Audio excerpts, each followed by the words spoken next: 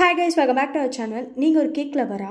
அதுவும் no பேக்கிங்கில் oven cooker எதுலேயுமே இல்லாமல் ஜஸ்ட்டு ஃப்ரீஸ் பண்ணி எப்படி செய்யணும்னு பார்க்கலாமா? அதுவும் ஜஸ்ட் 10 to 20 ருபீஸ் பிஸ்கெட் பேக்கெட்டில் ஒரு சீஸ் கேக். வாங்க இதை எப்படி பண்ணுறேன்னு பார்க்கலாம்.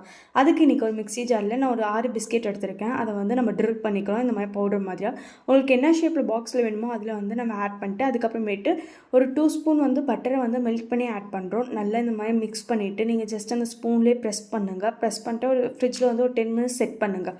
இப்போ அப்படியே சைடில் நான் ஒரு 1/4 லிட்டர் பால் எடுத்திருக்கேன். அந்த பாலில் வந்து ஆஃப் லெமன் ஆட் பண்ணி ஒரு 2 மினிட்ஸில் நமக்கு இந்த மாதிரி பன்னீர் மாதிரி கிடச்சிடும். அதுக்கப்புறமேட்டு ஸ்டவ் ஆஃப் பண்ணி நம்ம வாட்டர் வந்து ட்ரை பண்ணிக்கிறோம். ட்ரை பண்ணிட்டு ஒரு 5 மினிட்ஸ் கழிச்சு நம்ம மிக்ஸியில் இந்த பன்னீர் போட்டுக்கோம். எனக்கு வந்து ஒரு 3 ஸ்பூன் கிடச்சிது. அதுக்கு 2 ஸ்பூன் வந்து கண்டென்ஸ் மில்க்கும் 2 ஸ்பூன் வந்து ஃப்ரெஷ் க்ரீம் ஆட் பண்ணி நம்ம ட்ரில் பண்ணிக்கிறோம். ட்ரில் பண்ணோம் அப்படின்னா நமக்கு சீஸ் கேக்கான பேஸ் அந்த சீஸ் வந்து ரெடி ஆகிடும் ஃப்ரெஷ் க்ரீமாக. இதை வந்து நம்ம ஃப்ரிட்ஜில் செட் பண்ணோம்ல அந்த பாக்ஸில் வந்து ஆட் பண்ணி ஃப்ரீசரில் ஒரு 3 to 4 ஹவர்ஸ் நம்ம வச்சுக்கலாம். வச்சதுக்கப்புறமேட்டு சைடில் வந்து என்ன சாக்லேட் வேணால் ஆட் பண்ணிக்கலாம். நான் வந்து இன்றைக்கி டார்க் சாக்லேட் எடுத்திருக்கேன். அதில் ஒரு 2 ஸ்பூன் வந்து ஃப்ரெஷ் க்ரீம் ஆட் பண்ணி இந்த மாதிரி மெல்ட் பண்ணிக்கிறேன். மெல்ட் பண்ணி ஒரு 3 ஹவர்ஸ் கழிச்சு இது மேலே நம்ம போட் பண்ணி ஜஸ்ட் வந்து ஸ்ப்ரெட் பண்ணிவிட்டு அந்த பிஸ்கெட்டை வந்து ஆட் பண்ணி ஃப்ரிட்ஜில் வந்து ஒரு 15 மினிட்ஸ் நம்ம ஃப்ரீஸ் பண்ணுறோம். ஃப்ரீஸ் பண்ணி எடுத்தோன்னு வச்சுக்கோங்களேன், டேஸ்ட்டு சூப்பராக இருக்கும். நீங்கள் உங்கள் வீட்டில் ட்ரை பண்ணுங்கள். எப்படி இருந்ததுன்னு கமெண்ட்ஸ் சொல்லுங்கள். பாய்.